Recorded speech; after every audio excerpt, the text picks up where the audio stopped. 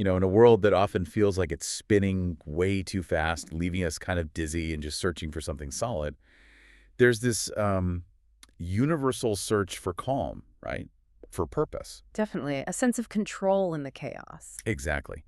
And what if the answers, the real wisdom you need for that grounding, have actually been around for thousands of years, just waiting for us to rediscover them? It's funny how often that happens. Ancient solutions for modern problems. Well, today, that's exactly what we're diving deep into.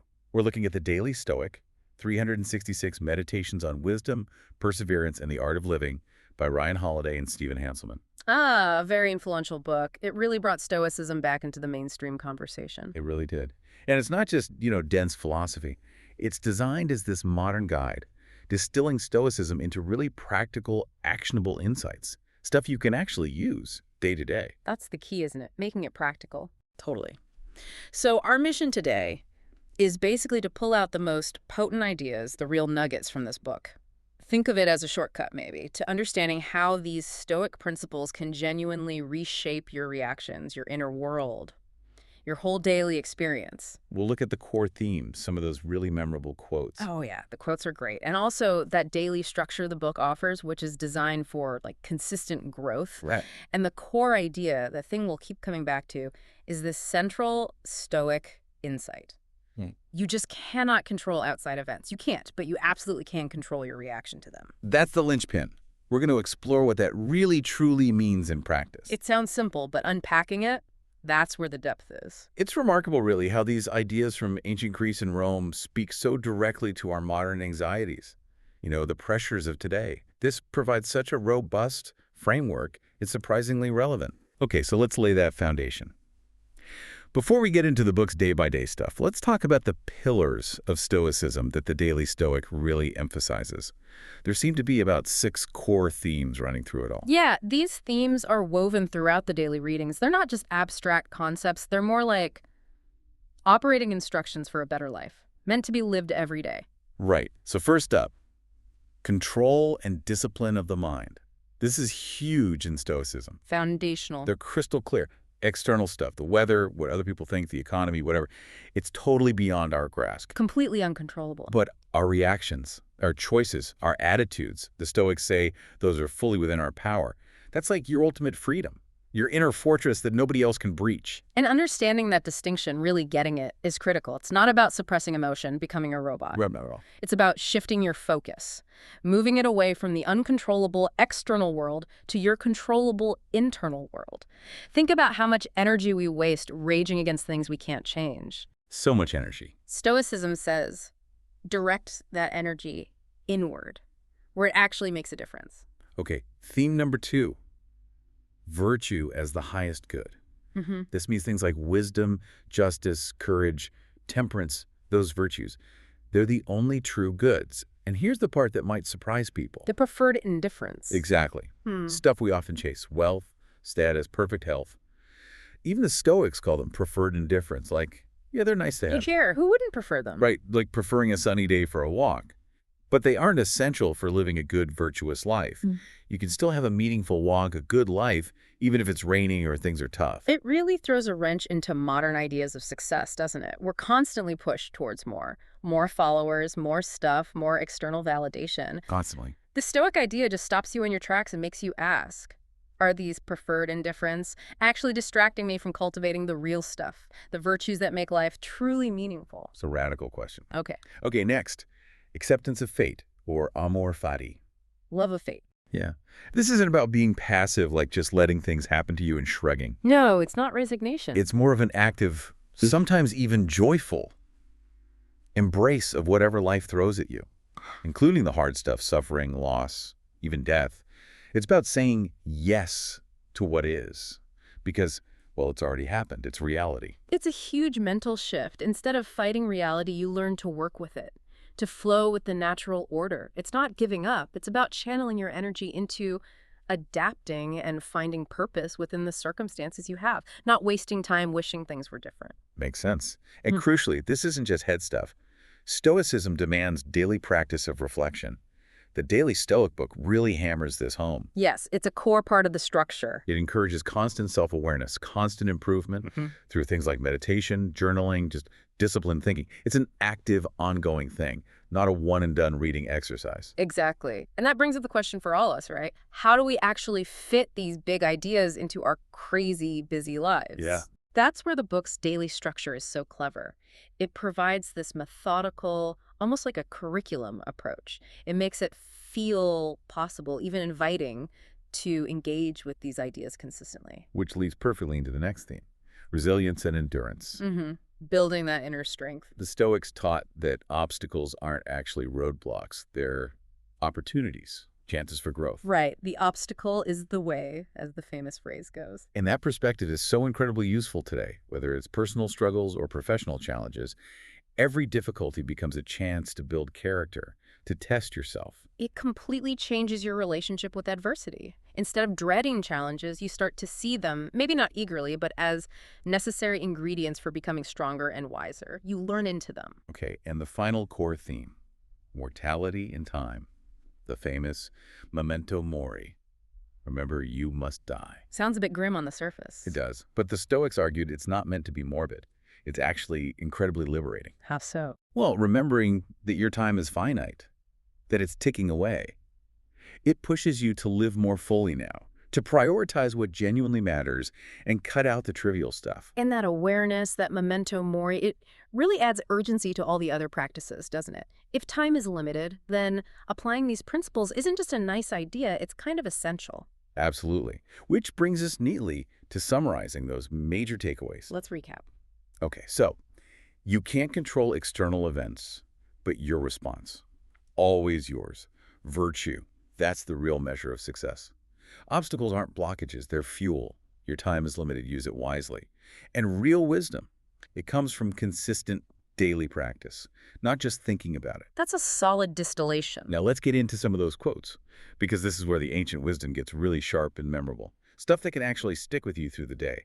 The Daily Stoic is packed with these. And they're just, fortune cookie sayings. If you connect them back to those themes we just discussed, they're like condensed guides. They really challenge how we normally think and react. Definitely. Okay, on control and perspective, Marcus Aurelius will hear a lot from him. He said, "You have power over your mind, not outside events. Realize this, and you will find strength." That just sets the whole stage right. Absolutely. That quote is bedrock Stoicism. It cuts through excuses and puts the power and the responsibility right back onto your own mind, which is freeing, but also challenging. Yeah, no kidding. And Epictetus builds on that. He says, it is not things that upset us, but our judgments about things. Wow, that immediately gives you agency, doesn't it? Your feelings aren't just happening to you. They're linked to how you choose to interpret things. Such a powerful idea. Okay, shifting to time and mortality. Marcus Aurelius again, hitting hard. You could leave life right now. Let that determine what you do and say and think. Woo! Talk about creating urgency. That's a call to intentional living right there. No kidding. And Seneca echoes it, lamenting, "Is not that we have a short time to live, but that we waste much of it." Again, it's not about inducing fear. It's about realizing time is this precious, non-renewable resource. So focus. Cut out the noise. Focus on what truly matters. Makes you think. Yeah. Then on virtue and character, Marcus Aurelius just cuts straight to it. Waste no more time arguing what a good man should be. Be one. Boom. No wiggle room there. None. It's pure action. Stop philosophizing endlessly and just do the right thing. It's such a powerful call for philosophy to be embodied, not just discussed.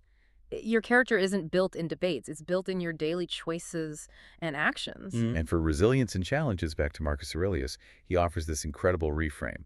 The impediment to action advances action. What stands in the way becomes the way. That's the obstacles the way idea again. It's transformative. How often do we really stop and think that a setback isn't just something to get over, but it might actually be the raw material, the path itself for moving forward? Exactly. It encourages you to lean into the difficulty, to see it not as a wall, but as the path. It turns frustration into fuel. So good. And finally, on daily practice, Epictetus advises simply, don't explain your philosophy.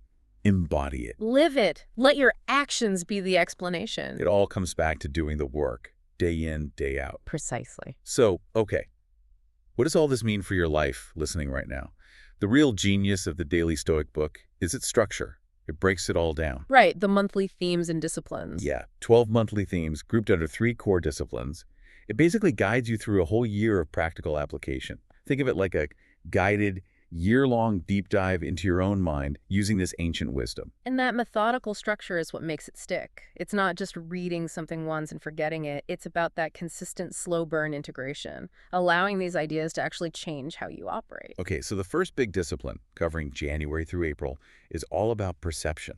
Getting your seeing right. Exactly, training your mind to see things clearly, without all the usual distortions, fear, ego, self-deception, wishful thinking. And that's step one, right? Because our perception isn't just passive receiving, it's an active filter. If you can master that filter, you can strip away the emotional noise and respond to reality as it actually is. That's the start of finding that inner calm, especially with all the information hitting us constantly. Makes sense. So this first block takes you through clarity in January, really focusing on separating what's in your control from what's not, often using journaling for that. Super practical exercise. Then passions and emotions in February, learning to master your emotional responses, maybe by just inserting a pause, a breath, a moment before reacting. That pause is powerful.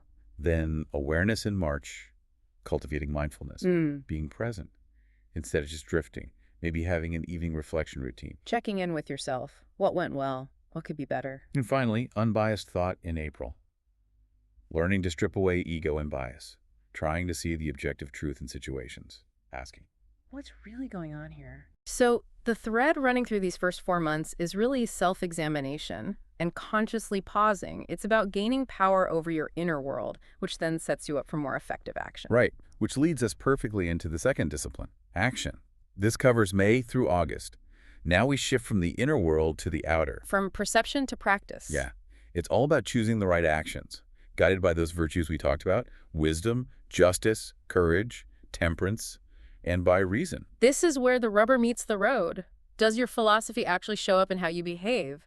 It moves from just thinking to actually doing. So this section kicks off in May with right action, acting with courage, with integrity, always asking yourself, is this action aligned with virtue? That becomes your compass. Then in June is problem solving.